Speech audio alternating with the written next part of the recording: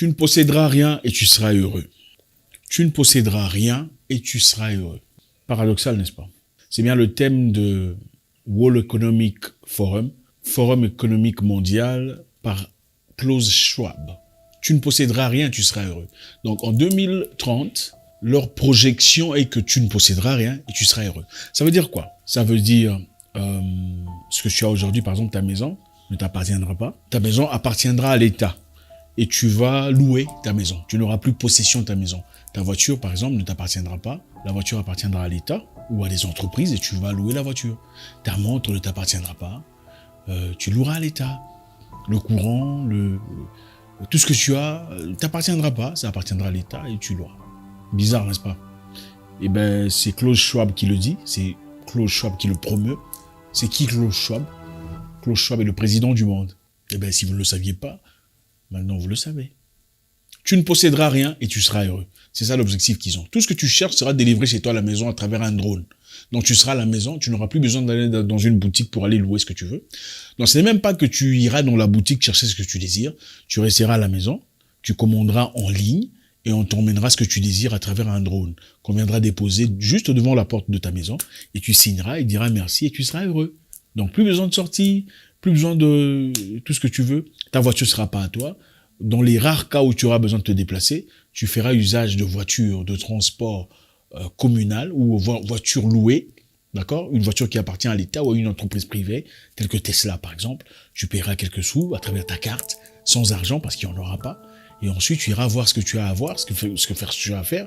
Et ensuite, voilà, tu seras heureux. Plus besoin de conduire, plus besoin de se stresser, plus besoin de tirer attention, parce que c'est ça l'avenir du monde projeté par le World Economic Forum en 2030. Alors, c'est quoi le World Economic Forum? Vous avez certainement déjà entendu parler, peut-être par-ci ou là, avez déjà vu des brins, des images, des images photographiques du World Economic Center, sans vraiment réaliser ce que ça veut dire. Ouais, simplement, ce n'est qu'une réunion qui se tient une fois par an, au minimum, une réunion qui réunit les entreprises les plus fortes du monde. Le Forum économique mondial est une fondation à but non lucratif. Il défend aucun intérêt politique, partisan, national et s'est donné pour mission d'améliorer le monde. C'est ce qu'ils disent. Klaus Schwab développe la Stakeholder Management Approach qui lie le succès d'une entreprise au fait que ses dirigeants prennent en considération les intérêts de toutes les parties prenantes et non limités aux clients, mais aussi aux communautés et au gouvernement. Mais aussi aux communautés et au gouvernement. C'est-à-dire quoi? Pour qu'une entreprise soit réussie, on doit pas seulement lier cette entreprise aux stakeholders ou aux investisseurs, il faudrait aussi lier les entreprises au gouvernement. Évidemment, en liant une entreprise au gouvernement, on lui donne le pouvoir nécessaire pour exister au-delà des difficultés ou même des erreurs qu'ils commettent, n'est-ce pas? Une entreprise qui connaît des gens au gouvernement peuvent faire des erreurs, peuvent faire des catastrophes sans nécessairement en payer un prix.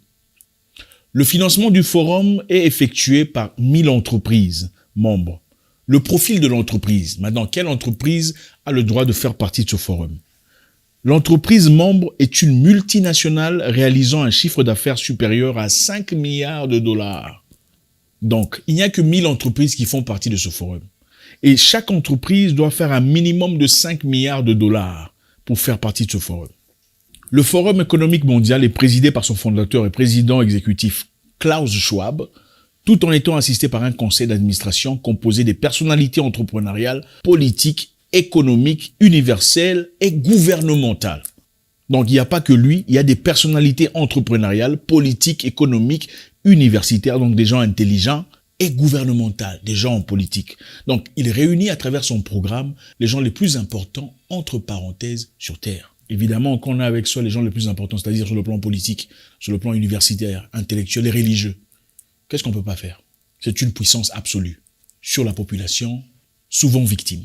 Alors de quoi parlent-ils dans leur forum? Les discussions traitent des questions clés de portée mondiale, telles que les conflits internationaux, la pauvreté, les problèmes environnementaux et différentes situations possibles. Bon, rentrons un peu en arrière.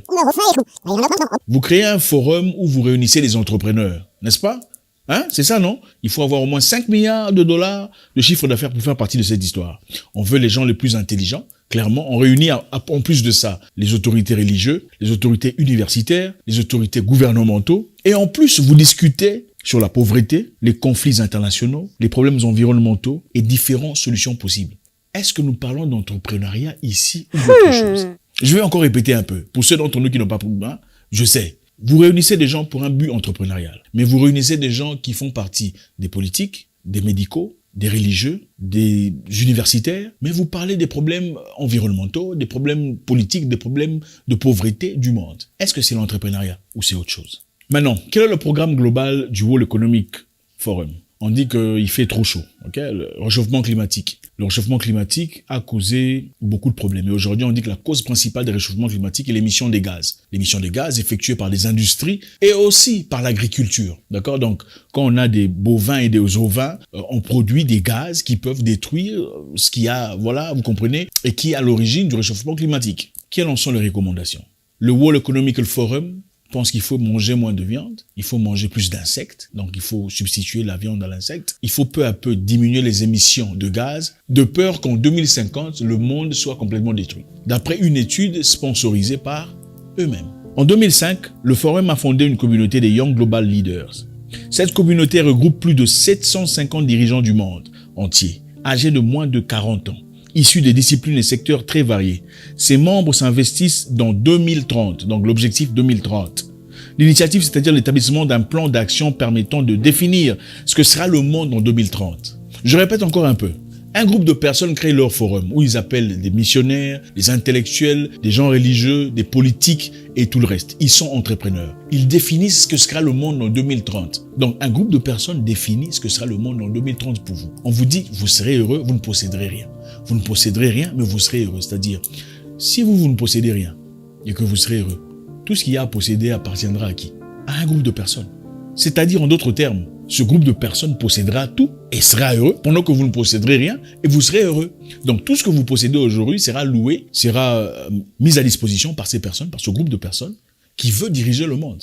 Partons d'un concept où on comprend que le monde change. Okay, supposons que les choses changent, il faut accepter. D'accord? C'est vrai que dans le passé, on pouvait aller louer une cassette vidéo pour aller voir son film à la télévision. Aujourd'hui, on le fait pas. Aujourd'hui, on n'a plus de cassette nécessairement à la maison. On va sur Netflix, n'est-ce pas? On comprend ça. Avant, on avait des CD-ROM avec lesquels on jouait la musique. Aujourd'hui, on n'en a pas parce qu'on se sert de Spotify pour écouter la musique. Maintenant, le problème qui se pose ici, c'est quoi? C'est que si tu peux tout louer, s'il te faut louer la voiture, louer la maison, louer les habits, louer la capacité de quitter ici pour aller là-bas, louer le voyage, le déplacement, qu'est-ce qui se passe si tu as une opinion qui va à l'encontre de ce que ces gens... Qu'est-ce qui se passe si tu as une opinion différente de l'opinion globale de tout le monde? Ce n'est pas une imagination. Nous savons tous très récemment, il y a eu combien de gens qui ont été complètement bannis des plateformes. Trump a été banni de plateformes pour avoir une opinion complètement différente de ceux qui prennent charge de ces plateformes. Andrew Tate, pour ceux qui connaissent, qui a été banni récemment pour avoir poussé l'agenda de la masculinité, essayant de réveiller les hommes à redevenir hommes. Il a complètement été banni de toutes les plateformes. Et beaucoup d'autres personnes après eux. Partons d'une communauté qui prône la liberté d'expression, la liberté d'être, la liberté de choix. Évidemment, on vous dit, quand vous voyez un papa, il faut respecter ça parce que c'est leur droit. Ils peuvent faire ce qu'ils veulent. Maman aussi. Mais ce n'est valide que quand il s'agit d'eux, quand il y a une personne qui puisse ou qui veulent exprimer ses pensées, ses idées, qui ne partent pas en accord avec ce qu'ils pensent. Eux, qu'est-ce qui se passe? On l'exclut des plateformes. Maintenant, voulez-vous un monde où vous serez incapable de faire vos propres choix, décider pour vous-même, de peur d'être complètement bloqué ou déplatformé, en habilité de payer quoi que ce soit, de manger, parce que vos pensées sont différentes de pensées générales? Je ne pense pas que ce soit une très bonne idée. Alors, qui font partie du World Economic Forum? Le président canadien, Justin Trudeau, Emmanuel Macron, Bill Clinton, Barack Obama, Hillary Clinton, le président turc, le président japonais, le président indien, Vladimir Poutine de la Russie. Curieusement, Vladimir Poutine, quand il s'est retiré, très intelligemment, Vladimir Poutine était un ancien de KGB. En tant qu'élément d'intelligence, on va d'abord voir ce qu'on veut nous proposer pour finalement décider de rester ou pas. À partir du moment où il a décidé de se retirer de cette histoire, parce qu'il est contre l'agenda proposé, il est devenu l'ennemi de tout le monde. Alors concrètement, quel est l'objectif final? L'objectif final est de vous déposséder de ce que vous avez, de vous déposséder de vos maisons, de vous déposséder de vos biens privés. Aux États-Unis, actuellement, il y a une entreprise qui rachète les maisons des gens. Ils rachètent les maisons non pas pour vendre, ils achètent les maisons pour louer. Ils ont déjà acheté des centaines de milliers de maisons pour l'instant. Aux États-Unis, le monsieur que vous connaissez là, le chef d'ordinateur, a actuellement acheté la plus grande partie des terres pour y faire ses fermes. Il est pour l'instant le plus grand fermier aux États-Unis. Deuxièmement, pour ceux qui savent, il est celui qui propose la consommation d'insectes à la place de la viande. Il propose évidemment de consommer des insectes à la place de la viande. Et aussi, il a investi plus de 20 millions de dollars dans une entreprise de production de viande artificielle, dans l'objectif de contrer la consommation de viande. Le tout sous l'objectif du World Economic Center, de Klaus Schwab. Donc toutes ces personnes puissantes sont sous l'égide de cette force que vous reconnaissez et que beaucoup ne connaissent même pas. En Europe récemment, les fermiers hollandais sont en grève totale, en Pologne, au Danemark. Pourquoi? Il y a des produits chimiques nécessaires à la production agricole. Alors ces fermiers ont été interdits d'user de ce produit. Maintenant, comme ils sont interdits d'user de ce produit, ils seront incapables de faire leur travail correctement. Incapables de produire de la viande, incapables de produire de la nourriture. La Hollande est la deuxième productrice de nourriture en Europe. Dans un moment aussi difficile, posez-vous la question, un moment où il y a eu la guerre entre la Russie et l'Ukraine. Il y a donc difficulté déjà de transport, de gaz, difficulté de pétrole. Pourquoi est-ce qu'on interdirait aux fermiers de travailler correctement? Dans un moment de crise où les gens n'ont rien, où les prix ont flambé, pourquoi est-ce qu'on interdirait aux fermiers de produire de la nourriture qui servirait au peuple? C'est parce qu'il y a un objectif bien clair, bien précis. Avant cette histoire de guerre, il y avait cette histoire ici. Cette histoire ici était censée déclencher le « tu ne posséderas rien, mais tu seras heureux ». Parce que l'objectif était, voilà, il faudrait se protéger et laisser tout entre les mains du gouvernement. Comme ceci n'a pas réussi, il fallait réformuler, retravailler une nouvelle histoire pour continuer l'agenda principal. De tu ne posséderas rien, tu seras heureux. Et ce n'est pas un secret. Les dossiers sont en ligne. Vous pouvez aller vérifier. Comme je vous le dis souvent, quand je vous raconte une histoire, n'écoutez pas ce que moi je vous dis. Allez vérifier pour vous-même. Allez voir, allez jeter un coup d'œil. Au moment où on vous dit, on vous le montre pas à la télévision, les fermiers sont en grève en Hollande, les fermiers sont en grève en Pologne, les fermiers ont marché dans plusieurs pays européens parce qu'ils sont bloqués. On les force à ne plus travailler correctement. On veut forcer la consommation d'insectes. Quand vous empêchez un fermier de travailler correctement, qu'est-ce qui se passe? Il tombe en faillite, c'est clair. Sans vous dire arrêtez de travailler, on vous dit seulement n'usez plus de ces produits, c'est le produit le plus important dans votre démarche, vous serez sans ce produit incapable de produire. Qu'est-ce qui se passe après? Vous tombez en faillite. Quand vous tombez en faillite, vous faites quoi? Vous vendez vos terres au gouvernement ou aux entreprises. Ensuite, qu'est-ce qui se passe? Les entreprises prennent le monopole de la production de ce que vous faisiez avant. Donc, ils commencent, eux, à faire ce que vous faisiez, mais avec leurs lois, sans liberté.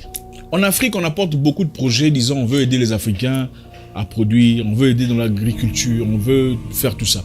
En Tanzanie, récemment, ils sont partis, ils ont dit « Ok, nous allons vous aider à produire beaucoup plus de nourriture. » Moyennant nos histoires, modifier tout ça pour produire beaucoup plus. La Tanzanie a une culture de partage de grains. C'est-à-dire, quand tu es un fermier ou tu es un agriculteur en Tanzanie, tu peux facilement partager tes grains ou tes noix à un voisin. Disons, voici, tiens, va aussi produire chez toi.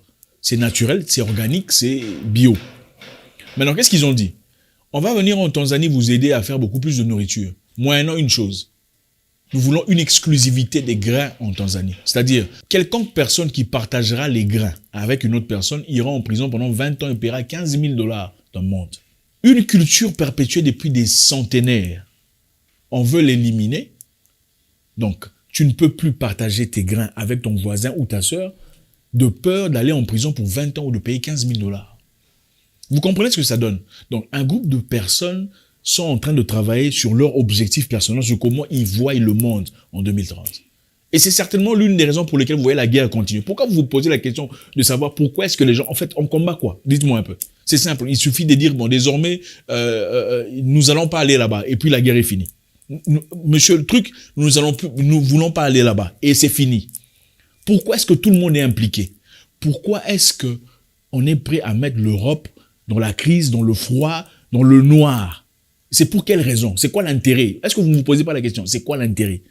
C'est parce que de l'autre côté, on ne veut pas appliquer ce qui est présenté, préparé de ce côté-ci. It's at the end, what the fourth industrial revolution will lead to is a fusion of our physical, our digital, and our biological identities.